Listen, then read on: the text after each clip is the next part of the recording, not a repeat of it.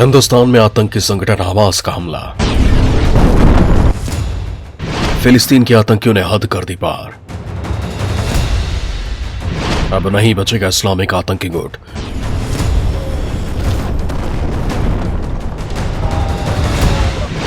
Bharat Israel मिलकर करेंगे संहार। जी हां दोस्तों, फिलिस्तीन के आतंकी संगठन हमास ने भारत पर हमला कर दिया है। वही हमास जो गाजा पट्टी वाले इलाके में अपने बिलों में छिपकर इजराइल पर लगातार हमले करने की वजह से पिछले साल सुर्खियों में आया था। बाद में इजराइल के आयरन डोम और सर्जिकल स्ट्राइक ने फिलिस्तीन की मिट्टी पलीत कर दी थी। हमास को मजबूरन सरेंडर करना पड़ गया था, लेकिन कहते हैं ना कि चोर चोरी से जाए, हेरा फेरी से न जाए। हमास भी यही कर रहा है। इस बार उसने बेहद चुपके से इजराइल के दोस्त हिंदुस्तान पर हमला कर दिया है, लेकिन उसे नहीं मालूम कि हमला उसे बहुत महंगा पड़ने वाला है, क्योंकि अब हमास के पीछे मोसाद के साथ ही हिंदुस्तान की इंटेलिजेंस एजेंसियां हाथ धोकर पड़ गई हैं। अब हमास की उल्टी गिनती शुरू हो गई है। अब वो दिन दूर नहीं कि हमास के आतंकियों का जहन्नुम का full and final ticket cut जाएगा। अब वो दिन दूर नहीं जब हमास के ताबूत में अंतिम कील ठुक जाएगी। अब वो दिन दूर नहीं जब हमास अपने बिल में भी जिंदा नहीं बचने पाएगा। न उसे आतंकियों के आका मुल्क बचा पाएंगे, न उसे कोई इस्लामिक देश पनाह दे पाएगा। दोस्तों, आतंकी संगठन हमास इन दिनों अब तक के सबसे बुरे दौर से गुजर रहा है।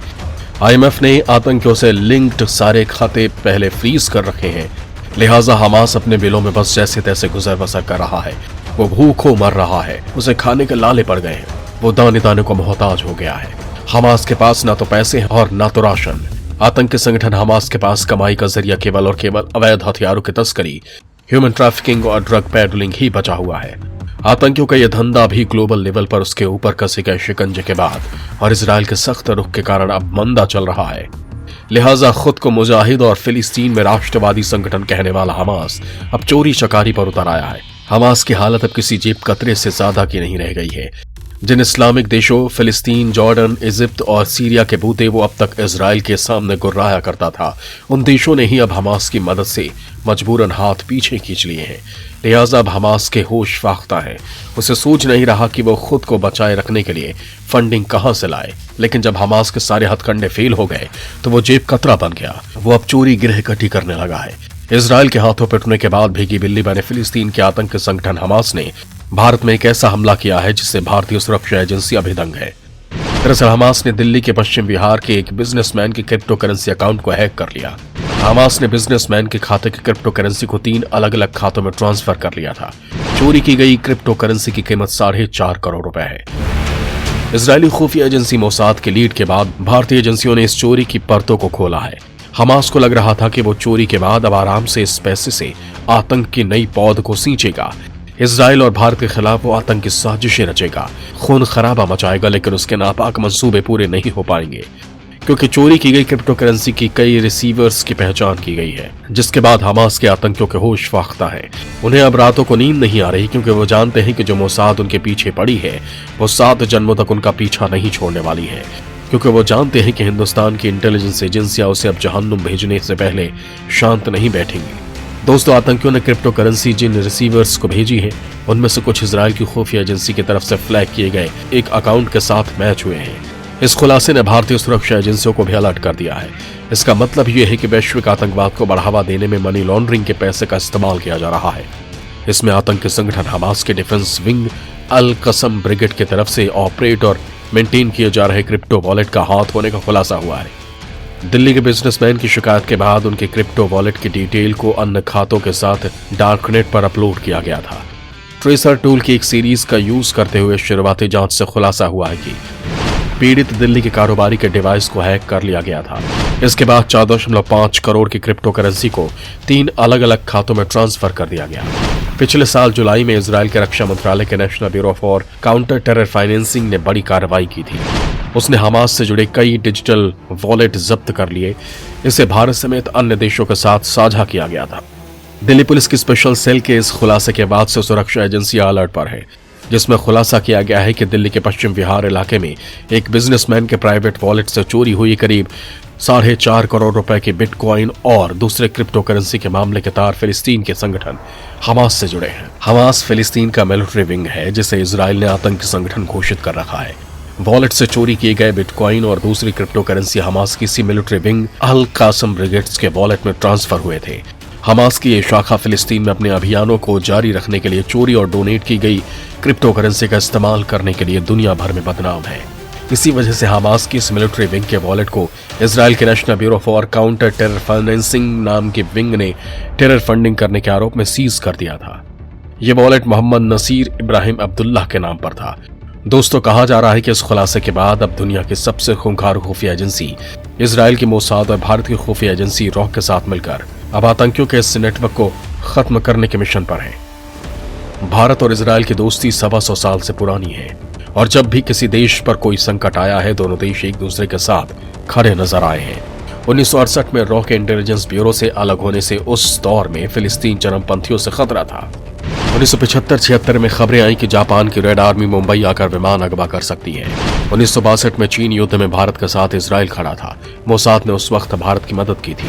1965 और 1971 में इजराइल ने भारत को गुप्त जानकारियां देकर मदद की। भारतीय सुरक्षा या खुफिया अधिकारी साइप्रस या तुर्की के रास्ते इजराइल जाते थे। वहां उनके पासपोर्ट में छाप नहीं लगती थी। सोवियत संघ के विभाजन के बाद भारत के रक्षा साजो सामान के लिए एक विकल्प की तलाश थी और उसे यह विकल्प इजराइल में नजर आया। 1999 के करगिल युद्ध में इजराइल ने भारत को aerial drone, laser guided bomb, गोला बारूद और अन्य हथियारों की मदद की। दोस्तों, इस बार भी भारत पर हमास के हुए हमले के खिलाफ दोनों देश एक दूसरे के साथ खड़े हैं। ये तो तय है कि अब हमास के आतंकियों के करतूतों का पूरा और पक्का हिसाब होने वाला है। अमेरिका और यूरोपीय यूनियन की तरफ से ब्लैकलिस्ट में डाले गए आतंकवादी समूह हमास क्रिप्टो करेंसी के जरिए अपने नेटवर्क को जिंदा रखने के लिए फंडिंग जुटाता है। 2019 की शुरुआत में अल कसम ब्रिगेड्स ने अपने सोशल मीडिया पेज को पूरी तरह से अपने आतंकी अभियान को फंड देने के लिए बिटकॉइन डोनेशन की मांग की थी। इसने यह अनुरोध अपनी आधिकारिक वेबसाइट पर किया। इसने गुमनाम रूप से दान करने के तरीके के बारे में वीडियो निर्देश भी दिए थे। तभी से ये आउटफुट एजेंसियों के रडार पर है। दोस्तों, हमारे बेहद विश्वस्त सूत्र बताते हैं कि चुराई गई कुछ करेंसी यूके स्थित जुआ साइट और एक चाइल्ड पोर्नोग्राफी साइट पर ट्रांसफर की गई थी। एक क्रिप्टो करेंसी ट्रैकिंग फर्म के साथ एक ज्वाइंट ऑपरेशन के बाद मंत्रालय ने खातों को फ्रीज करने का आदेश दिया, जिसमें हमास की तरह से धन जुटाने के लिए यूज किए जाने वाले इलेक्ट्रॉनिक वॉलेट का एक वेब खुला था।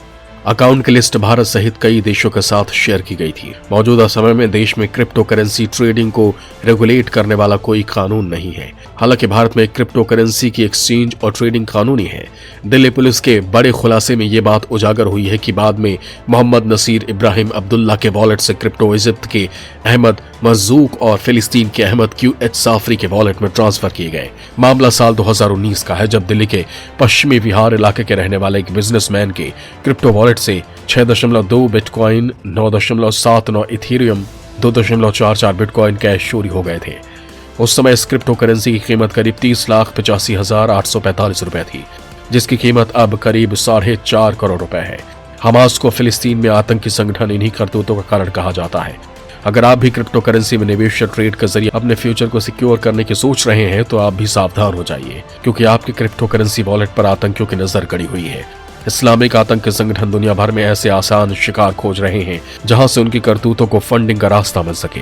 जिस बिटकॉइन एक डिजिटल मुद्रा है, क्योंकि ये सिर्फ वर्चुअल रूप में ही उपलब्ध है, यानी इसका कोई नोट या कोई सिक्का नहीं है। ये एनक्रिप्ट किए हुए एक ऐसे नेटवर्क के अंदर होती है जो व्यावसायिक बैंकों या केंद्रीय बैंकों से स्वतंत्र होता है। इससे बिटकॉइन को पूरी दुनिया में एक जैसे स्तर पर एक्सचेंज किया जा सकता है। एन्क्रिप्शन की मदद से इसका इस्तेमाल करने वालों की पहचान और गतिविधियों को गुप्त रखा जाता है। बिटकॉइन को पहली बार 2008 में सातोशी नाकामोतो नाम के शख्स ने सार्वजनिक रूप से जाहिर किया था। यह आज तक किसी को नहीं मालूम कि ये एक व्यक्ति का नाम है या कई व्यक्तियों के एक समूह का। 2009 में एक ओपन सोर्स सॉफ्टवेयर के रूप में जारी किए जाने के बाद ये करेंसी लागू हो गई। इसे हासिल करने के कई तरीके हैं। पहला, आप इसे कॉइन बेस या बिट फाइनेंस जैसे ऑनलाइन एक्सचेंजों से डॉलर, यूरो जैसे मुद्राओं में खरीद सकते हैं। दूसरा, आप इसे अपने उत्पाद या अपनी सेवा के बदले भुगतान के रूप में पा सकते हैं। तीसरा, आप खुद अपना बिटकॉइन बना भी सकते हैं। इस प्रक्रिया को माइनिंग कहा जाता है। बिटकॉइन खरीदने से पहले आपको अपने कंप्यूटर में वॉलेट सॉफ्टवेयर इंस्टॉल करना पड़ता है। इस वॉलेट में एक पब्लिक चाबी होती है जो आपका पता होता है, और एक निजी चाबी होती है जिसकी मदद से वॉलेट का मालिक क्रिप्टो मुद्रा को भेज सकता है या पा सकता है। स्मार्टफोन, USB स्टिक या किसी भी दूसरे डिजिटल हार्डवेयर का इस्तेमाल वॉलेट के रूप में किया जा सकता है। ये तो हो गई बात कि आखिर कैसे क्रिप्टो करेंसी में आप। पूरे बिटकॉइन नेटवर्क में चीन सबसे बड़ा माइनर है। वहां कोयले से मिलने वाली सस्ती बिजली की वजह से वो अमेरिका, रूस, ईरान और मलेशिया के अपने प्रतिद्वंदी माइनर्स से आगे रहता है। लेकिन अगर आप सोच रहे हैं कि आप भी माइनर बनकर फ्री की बिटकॉइन हासिल कर सकते हैं, तो आप ये जान लीजिए कि क्रिप्टो माइनिंग और प्रोसेसिंग के लिए जो हिसाब रखने की शक्ति चाहिए, उसकी वजह से बिटकॉइन नेटवर्क ऊर्जा की काफी खपत करता है। यह प्रति घंटे लगभग 120 टेरावाट ऊर्जा लेता है। यानी आसान शब्दों में कहें तो बिजली की ये खपत हर घंटे करीब 120 अरब किलोवाट होती है। आपको आसान शब्दों में बताएं तो 120 टेरावाट का मतलब 120 अरब किलोवाट होता है। यानी माइनिंग के लिए हर घंटे उतनी बिजली चाहिए जितनी 1 किलोवाट के 120 अरब हीटर को 1 घंटे जलाने के लिए चाहिए। दोस्तों, हर घंटे इतनी ज्यादा बिजली की खपत को और आसान शब्दों में कहें तो आप ये समझिए कि अगर किसी घर में हर महीने 500 किलोवाट बिजली खर्च होती है, तो 1 घंटे की माइनिंग में जितनी बिजली खर्च होगी, उससे ऐसे 24 करोड़ घरों की बिजली आपूर्ति की जा सकती है। ये बिजली नेपाल, श्रीलंका, बांग्लादेश, इजराइल, फिलिस्तीन, जॉर्डन और इजिप्ट जैसे कई देशों के लिए पर्याप्त होगी। दोस्तों, वैसे तो ब्लॉकचेन टेक्नोलॉजी को पूरी तरह सुरक्षित और फुल प्रूफ बताया जाता है, लेकिन इस तक पहुंचने वाले रास्ते यानी वॉलेट्स को हैक करना अपेक्षाकृत आसान होता है। यही वजह है कि क्रिप्टो करेंसी अकाउंट में सेंधमारी के लिए इन्हीं निशाना बनाया जाता है। चिंता की बात यह है कि भारत में तेजी से क्रिप्टो करेंसी का क्रेज बढ़ता जा रहा है और नुकसान की परवाह किए बगैर देश के करोड़ों निवेशक क्रिप्टो करेंसी में जमकर पैसा लगा रहे हैं। यही बात हैकर्स और हमास जैसे आतंकी संगठनों को आसान शिकार करने का मौका भी देती है। भारत सरकार भी यह बात बखूबी जानती है, लिहाजा सरकार क्रिप्टो का क्रेज खत्म करना चाहती है। इसलिए देश में क्रिप्टो करेंसी एक्सचेंजों पर टैक्स के रूप में शिकंजा कसा जा रहा है। आरबीआई पहले से ही क्रिप्टो को लेकर काफी सख्त है और अब सेबी ने भी क्रिप्टो के खिलाफ कठोर कदम उठाया है। सेबी ने म्यूचुअल फंड की क्रिप्टो करेंसी से जुड़े प्रोडक्ट लाने पर रोक लगा दी है।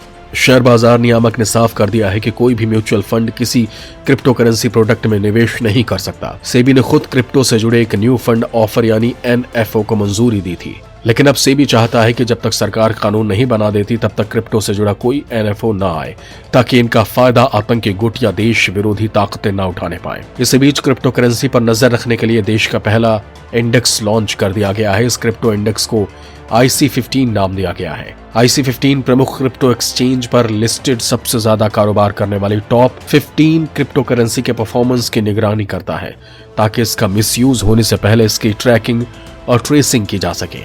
दोस्तों, क्रिप्टो करेंसी क्या है, इसका मिसयूज होने और शिकार होने से आप खुद को कैसे बचा सकते हैं, हमारी इस स्पेशल रिपोर्ट में आपने इन तरीकों को देखा भी और समझा भी। हमारी आपसे गुजारिश है कि टेक्नोलॉजी का इस्तेमाल करते वक्त आप भी सतर्क रहें, ताकि न तो आप आतंकियों का शिकार बने और न ही हमारे देश को सांप डस पाए। आपको हमारी ये रिसर्च कैसी लगी, हमें कमेंट करके बताना हरगिज भी न भूलें।